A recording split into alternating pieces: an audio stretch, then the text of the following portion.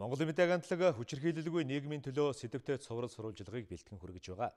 Энэ удаад аливаа хүчирхийлэл түүнд олон нийтийг уриалан дуудах хүчирхийлэлтэй холбоотой мэдээллийг олон нийтийн цахим сүлжээ хэвлэл мэдээллийн хэрэгслээр гаргаж байгаагийн хор уршиг хүүхдэд хэрхэн тусч байгаа болон хүүхдээ хэрхэн яаж хамгаалах асуудлыг хөндлөө.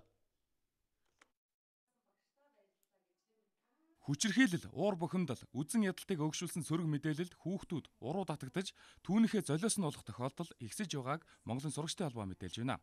Сошиал ертөнц буюу хэвлэл мэдээллийн хэрэгсэл маань өөрөө маш цензуургүй, тэрэнд хяналт тавьдаггүй, энийг эргээд үр дүнгийн дүгнэх боломжгүй байгаа нь нээлттэй байгаа нь бол үр дүн нь бол харагдаж байна гэж хэлж болж байна. Одоо миний үзэж байгаа бүх л төрлийн юмыг миний хүүхэд, миний зээ, миний шав бол яг надтай адилхан үзэж явна гэдэг бол үнэхээр амар аахгүй.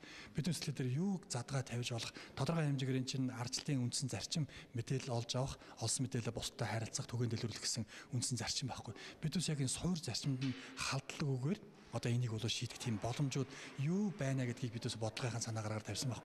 Боловсрол шинжилх ухааны яамны зүгээс хүүхдийг хэвлэл мэдээллийн хэрэгслийн сөрөг нөлөөлөөс хамгаалахад төрөөс баримтлах бодлого боловсруулж байгаа мэнэ. Тэдний судалгаагаар хүүхдүүдийн 70% нь сөрөг мэдээлэлд байнга автдаг гэжээ. Бид ч ямар амьдрах хурлыг хичээл заадаггүй. Бид өөрсдөө мэдээлэл хайж авч нэгээд процамаар орох тийм тохиолдол их байгаа. Харин дөрөв сарын бидэрт нөгөө нэг боловсролын талаас ч юм уу ингээд лекцтэй байдаг бид нар хамаагүй ашигтай авах боломж. Яг энэ асуудлыг саяхан шийджээ. Улсын хэмжээний бүх сургуульд хүүхдүүдийг аливаа сөрөг мэдээлэлээс хамгаалах хичээлийн цагтаа болж байгааг мэдээлж байна. Жишээлхэн бол одоо хэвлэл мэдээллийн хэрэгслэр хүнийг одоо гутаанд оромжилсан муухай юм бичвэл ямар байх вэ?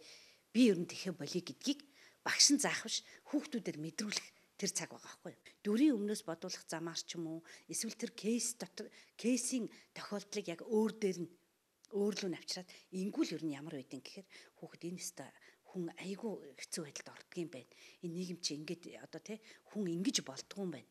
Хэдийгээр одоо харжлсан нийгэмд амьдарч байгаа боловч одоо өөрсдийнхээ үзэл бодлыг эрхчлөлтөд илэрхийлж байгаа боловч хүнд чинь бас нэг ёс зүй хэм хэмжээ гэж байдгийм байна гэдгийг өөр нь дотроос нь мэдрүүлэх тийм нэг цаг байна. Бид энэ удаагийн сурвалжлагаар гар утас, интернет, телевиз, радиогоос хүүхдийг холдуулах тухай асуудал хөндлөнгүй. Энэ хэрэглээг нь хөгжүүлэх, нөгөө талдаа хамгаалах бодлого нь хамт явах ёстойг сануулж байна.